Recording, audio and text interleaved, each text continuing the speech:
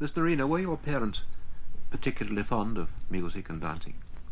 No, they didn't know anything about the theatre. It just so happens my great-great-grandfather, Sir John Goss, used to write organ music and is buried in St Paul's, but that's the only connection.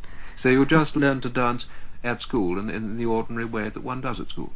No, I twisted my ankle and the doctor suggested I was sent to ballet lessons to strengthen my ankle, and that's how it happened. Just a chance like that? It really was just a chance. There wasn't much in the way of dancing to see in theatres to inspire you in South Africa, was there? No, during those years in South Africa, of course it was war time, and there were no big shows, and I hadn't seen ballet, opera, or any theatrical shows. How early did you envisage becoming a professional dancer?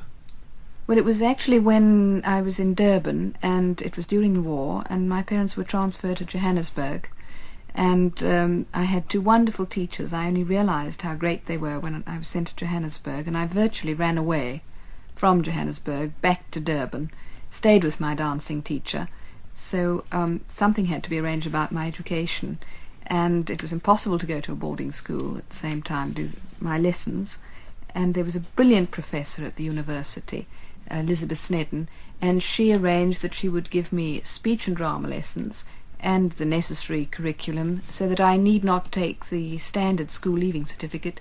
I could take a speech and drama exam instead. Mm-hmm. And this is what brought me into theatre, straight theatre. Yes. So for a time, did you have to make a decision between dancing and drama? Well, there came a time, yes, I'd done everything I could in the ballet, and then my mother died suddenly in 1944. I had to have something to think about, and so I concentrated more and more on the drama, and there came this time when I won this enormous scholarship to come to England as an actress, and of course I had to make a decision, so I was sent away into the country where I had a nervous breakdown deciding whether I'd prefer to come to England to dance Giselle or to play Lady Macbeth, and I chose the former.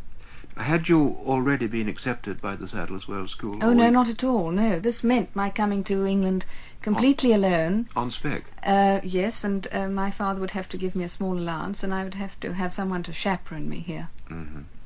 But the school did accept you at once, of course? Well, they did, yes. They were very thrilled, I believe, and I was taken straight into then Sadler's Wells Ballet Company at Sadler's Wells Theatre. Mm-hmm. As a student, you were dancing in the Corps de Ballet at Sadler's Wells. In the traditional way, you changed your name to a more romantic one, didn't you? Yes, well, my name was always Nadine, and my father would always say Nadia. He liked to abbreviate it. And my mother's wish was that I should take her name, Nerina.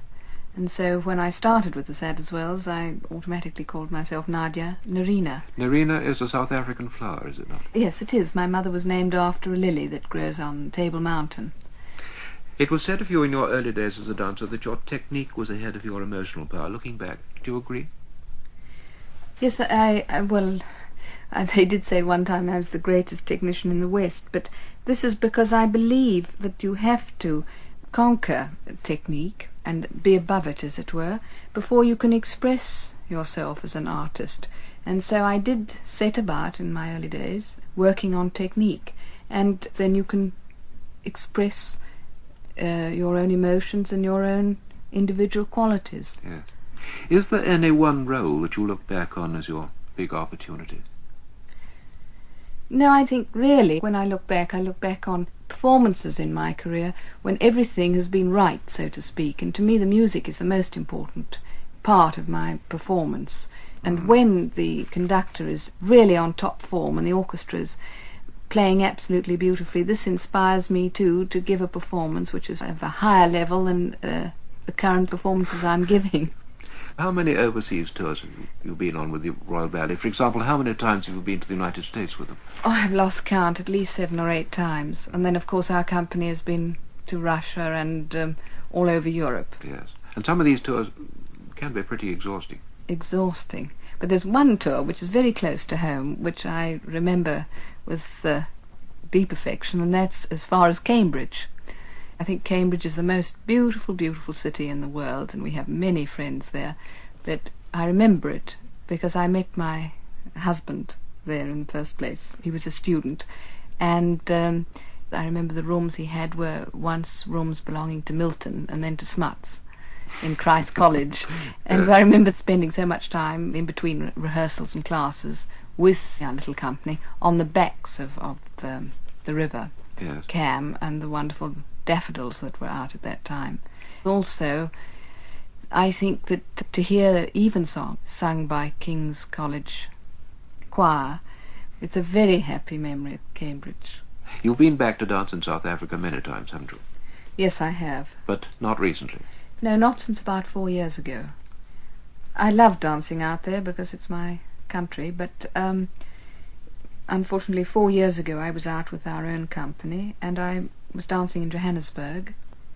Previously and then I've always arranged that I dance to mixed audiences during my tour, but this particular time I came back to London with a view of returning. I had a performance here to do, and when I left Johannesburg there was the unfortunate and very sad incident of Sharpsville. And I feel very strongly that as a dancer I'd like everyone to be able to see my performances or performances given in the theatre.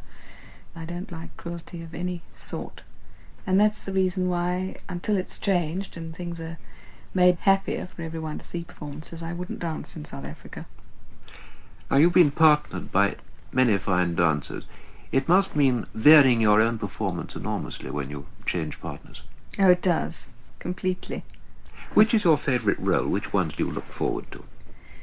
That's a very difficult question, because I always seem to feel at the time I'm dancing a character that is the person or the character that I love most. I have a soft spot for one character because I think it's because I created her, and that's Lise in La Fille Gardée. Then there's the romantic and very gentle and superstitious Giselle, willful Swanhilda from the Ballet Coppelia, and of course the soulful Odette in Swan Lake, and the enchantress and wicked Odile from the same ballet. You like all your characters, don't you? I really do. I love them all. But each one is so interesting and fascinating to play that it's very hard to say which is my favourite. Do you read criticisms, and do you take any notice of critics? Well, I've always had a sort of way of thinking about it, because they're so changeable. They're like the weather. One minute they're blow hot, and 1 minute they blow cold. And I really think they're as good as their last notice that they've written on me. So, it depends Fair on what enough. they write.